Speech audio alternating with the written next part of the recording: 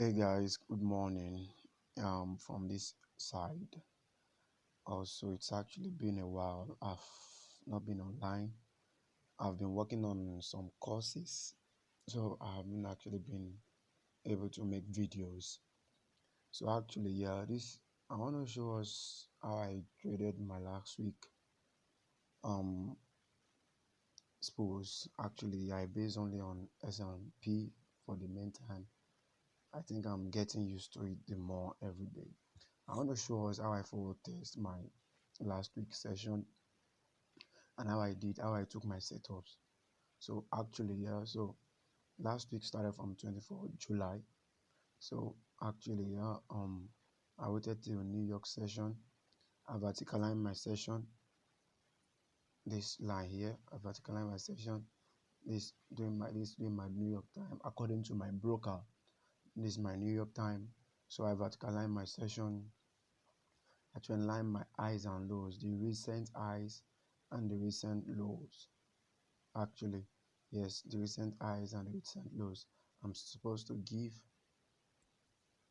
this, yeah, the recent lows. So actually, yeah, when I did this, I waited for price to go and take liquidity on the sell side or the buy side, the high or the low. So actually, when price took liquidity around this area, price took the high. When price took the high, it went to my higher time frame point of interest and created a setup. The setup isn't this obvious here, but on the 1 minute time frame, it was very obvious. So actually, that was how I took my trade, and for the Wednesday, so for the Monday rather, I took my trade and I stopped out around this area. I didn't take this uptrend move. I just took this first one, this down movement, because it was around my point of interest area. So I took it, then it was smooth for that day. I left trade for that day. So actually, yeah, to the next day, on that which was Tuesday, I actually took this trade. Yeah, I took this trade and I got profit.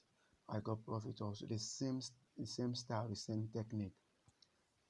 Verticalize your session, trend line my highs and lows, wait for price to go and take liquidity on the higher time frame point of interest.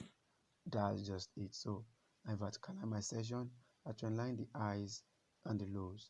Then I waited for price to go and take liquidity on the higher time frame point of interest. Look at it. This green line here is the higher time frame point of interest. So price took liquidity, then created a setup for the movement, and a movement occurred. So I took this trade and I stopped. I took my take. I set my take profit around this area. Then I allowed price to continue moving. So I took that trade and it was profitable for me.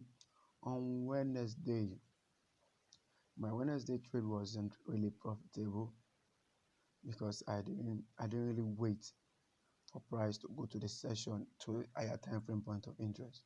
All right, let's do it now. So price, I waited for my session to occur. That's a 30-minute section, which is 15:30 here. So I waited, I verticalized my session highs and lows. I waited for price to go and take liquidity. When price took liquidity here, it didn't take it on my higher time frame point of interest. So I was supposed to wait, but I was too hesitant because the volatility was disturbing.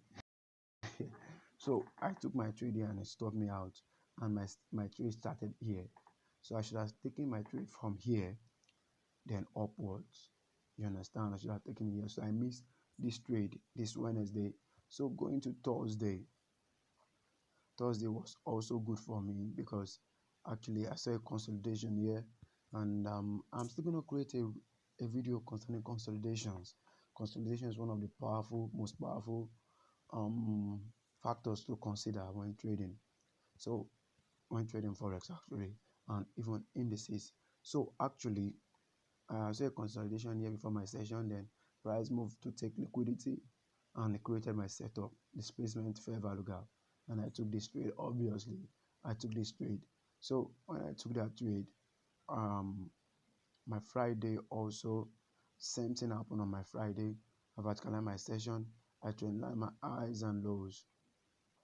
So price went. on and took my eyes on the higher time frame, what higher time frame point of interest, and it took and it created a setup.